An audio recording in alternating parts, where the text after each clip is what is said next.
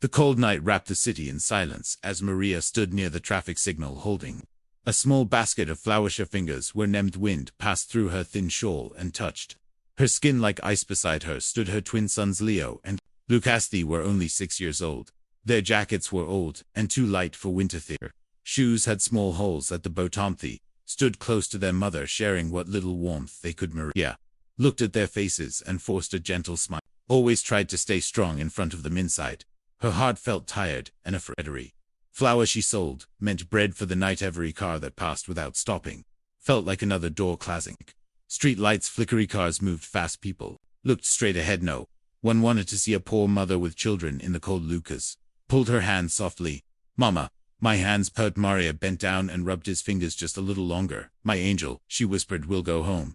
Soon. Home was a single rented room with a leaking roof, but it was still home. Maria lost her husband 2 winters ago. An accident at a construction site took his life. Since then every day was a fight. She cleaned houses during the day, washed dishes at night, and sold flowers whenever she could. She never begged. Wanted her children to learn dignity. Heaven in pain. Traffic light turned red. A few cars stopped. Most windows stayed closet. Then a black luxury car slowed down. Its shine stood out against the dull road. It stopped right in front of them. Maria lowered her eyes. Rick, people rarely stopped, and when they did, it was not always kinders.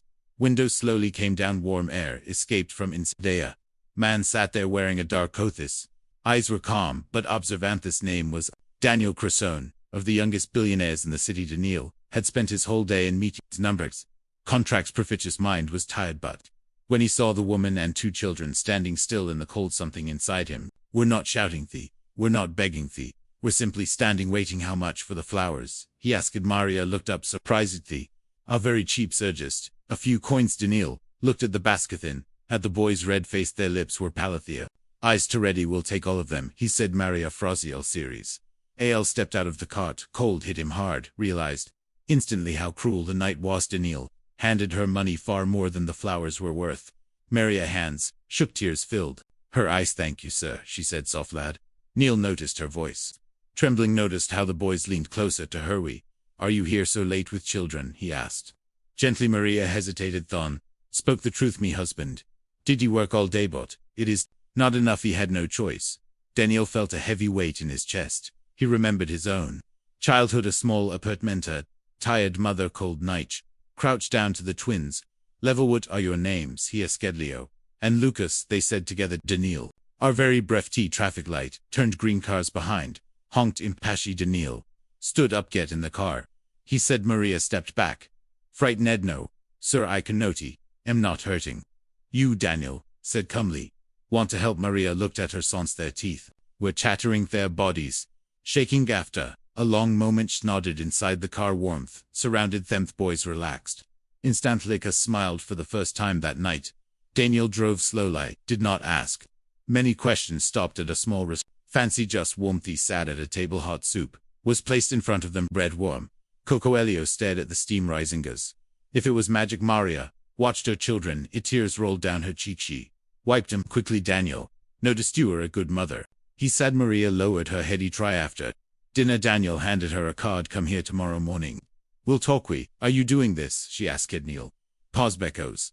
Someone once stopped for my mother when no one else did. That night Maria barely slept. Fear and hope battled in her heart.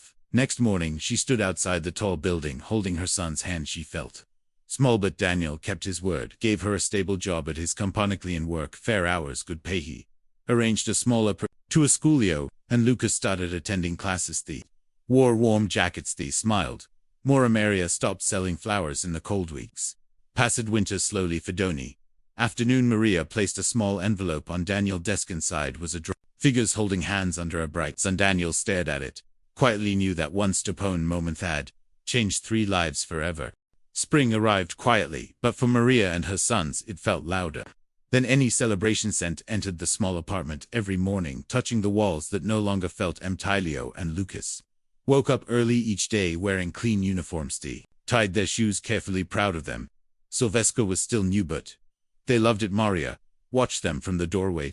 Heart felt full and afraid at the same time, full of gratitude. Afraid that happiness might disappear. She still could not believe how life had changed. At the office, Maria worked with honesty and care. She cleaned Rooms organized files, helped wherever she was asked. People noticed her kindness, quiet strength. Daniel observed from a distance. Never treated her like charity, like a human bygone. Evening Daniel asked her to sidle me. What do you really want for your future? He said. Maria hesitated. No one had asked her that in years. Want my children to study to, live without fear to, never feel the cold like that. No dead then we will work toward. That means said Leo discovered he loved drawing. Lucas loved number steer teachers, praised them, said they were special. Maria attended every school meeting, cried quietly when she heard good words about her son. Afternoon. Winter returned suddenly. With heavy rain Maria froze when she saw the street flood. Marie's rushed back. Old night sweat shoes, flowers slipping from her hands. That evening Daniel invited them to dinner at a restaurant, but at his home felt nervous. Had never entered a place like that. House was large but warm, not cold or proud. Photos of Daniel's childhood lined the walls. Maria noticed one picture, young woman holding a small boy both wearing worn clothes. That is my mother, Daniel said softly. Sold fruit on the streets. Maria felt tears rise.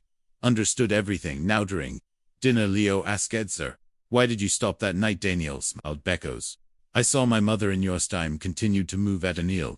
Started a small program in his company, jobs for single parents, flexible hours fair. Maria helped him choose people she knew. The pain snoop the facin. Night Maria received a callet. Was from the landlord of her old room. Said someone had paid all past debts and donated heaters for the building. Maria knew who it was, but Daniel said nothing. Yes. Said Leo and Lucas grew stronger. Laughter filled the apartment. Leo won an art competition. Lucas ranked top in math in the day of the school award ceremony. Looked into the crowd. She saw Daniel standing quietly in the back. After the event, Leo ran to him. Uncle Daniel, look. I won. Daniel hugged him tightly. That night, Maria stood alone on the balcony. Same cold wind brushed her face, but it no longer hurts. Whispered thank you to the night-o. The traffic light-o. The moment everything changed. Somewhere in the city, another poor mother stood in the cold and another car slowed down. Becco's kindness had learned to travel and it never stops.